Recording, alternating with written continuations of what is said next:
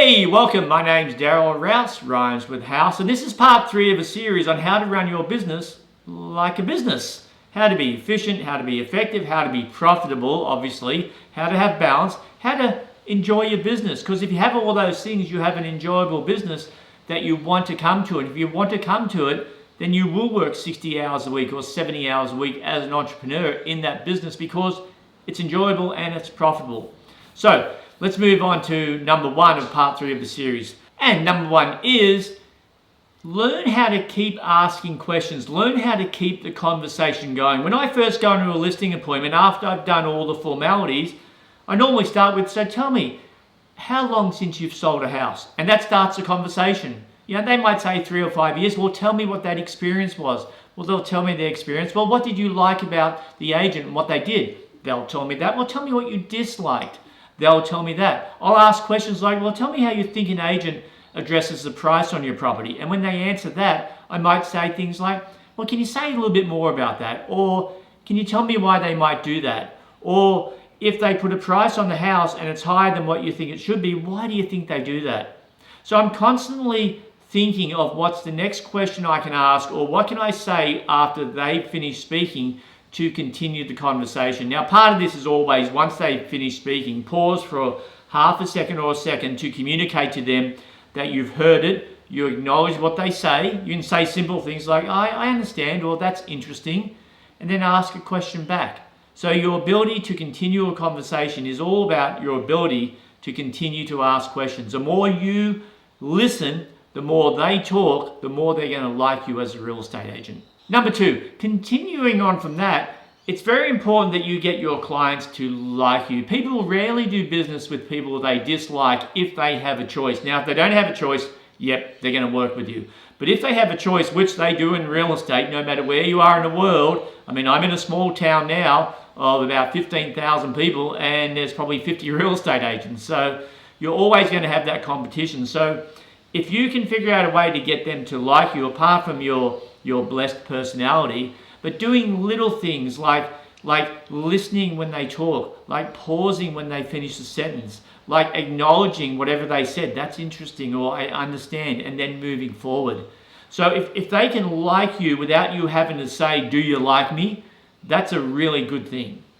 Number 3, continuing on from number 2 and even number 1, when you do a listing presentation, for example, and if you're the best agent in the area, the worst thing you can say is, I'm the number 1, I'm the best agent in the area. You should not have to verbalize your credentials to a certain degree. You should create a presentation where the client discovers how good you are. So if you start talking about the market and you're very concise on what the market has been, what it is, and where it's going, and you can communicate in such a way where they're listening and they're going, oh, they're going to start to think, wow, this guy knows his stuff. That's where you want to get to in a presentation. In this example, a listing presentation, where you don't have to spell out how good you are. They discover how good you are. If you're having to say, I'm the top agent in the area, I sell the most in my office, that's unbelievable. It's kind of the same as someone saying, I'm honest. No, really, I'm honest. No, trust me, I'm honest. You've got to trust me. I am so honest. After a while, you start saying, why are you trying to convince me you're honest? Same thing in real estate. If you have to really convince someone, you've lost them immediately. Have a presentation where you can give the information in such a way that they discover how good you are. And that's how you get to the end of a presentation and they go, oh, okay, Daryl, what do we do next? Where do we sign? And that started happening to me a lot once I understood, let them discover your greatness, don't tell them. And maybe greatness is the wrong word, but you know what I mean. Number 4, this is a short one. The less said, the better. I learned this with my children. And when my children would ask me for something, I'd say, no, do you have any other questions? I wouldn't go into a big, long explanation. Same thing in real estate. If you're asked a question like this, a common question in a listing presentation, hey, will you drop your commission? Then you politely, once you've isolated why that's an objection, of course, you politely say, well, no, I don't do that. Do you have any other questions? And a lot of times I go, well, no. Then you can say, okay, I guess we can get started and sign the contract. If you try and explain too much while you're saying no, you're going to end up losing. The more you talk, the less powerful you become. The most power you can have is be very concise in your answer. And it's not being mean, it's not being short, it's not being snippy, it's just knowing your own value and communicating that to a client. There's nothing wrong with them saying, hey, will you drop the commission? Nothing wrong with that. But you should not feel like you've got to go into a 5-minute explanation of why you shouldn't and how valuable you are. Dropping back to the previous point, they have to discover how valuable you are, and if they do, they won't ask you to drop your commission anyway. Number 5, is it okay to drop your commission? Here's the easy answer: yes and no.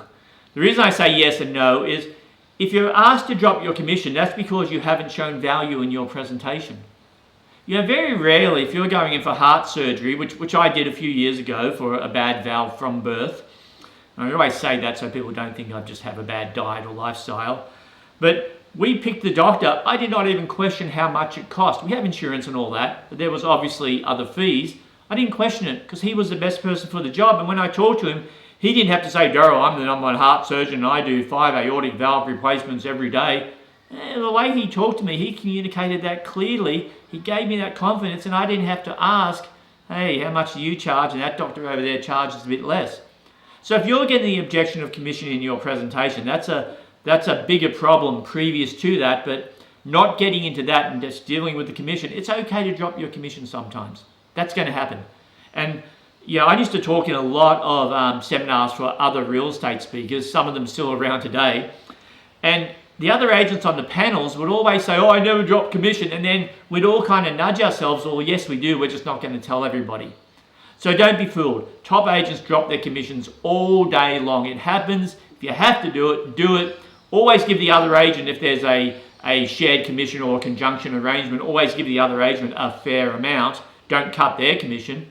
But know that it happens sometimes and don't beat yourself up about it. And if it does happen, go back to your presentation because that's where the issue is. Number 6, one of my favorite ones, it's called the monkey principle. And it kind of ties in with keep at it. You know, you often hear people saying keep at it, don't give up, you know, Nike, just do it. Well, I always think that comes from a saying, and I'm not sure if it's ever real or not, beside the point, but it's called the monkey principle. And that is, if you sit 100 monkeys down at a computer, let them bang the keys, one of them will type a legible sentence.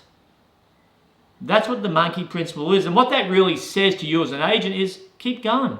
If you're getting beat up, you're losing, you're getting listings but they're not selling, you're getting buyers but they're not buying, you're working all day, all week, all month and nothing's happened, don't stop. Keep going. Eventually, oops, it's going to work. You know, they say it's a cliche, but the only time you fail is when you stop. Whenever you decide to stop, success was the next step all the time, but you'll never find out because you stopped. So whenever you think you're going to fail, take one more step. And if it doesn't work, take one more. And if it doesn't work, take one more. So it's never the goal that's failing, it's that your time frames were probably off is the issue. So remember the monkey principle when nothing's working and you're doing it over and over, just keep at it. And that's worked for me for over 30 years. And number 7, this is a simple one. Start each day at 0.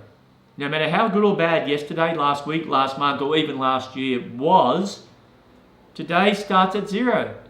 The reason for that, if you had a really good month, it stops you taking the next month off. If you had a really bad month, it stops you beating yourself up and not getting straight to work. So it's a real simple thing which I've got to remind myself of fairly occasionally or fairly often.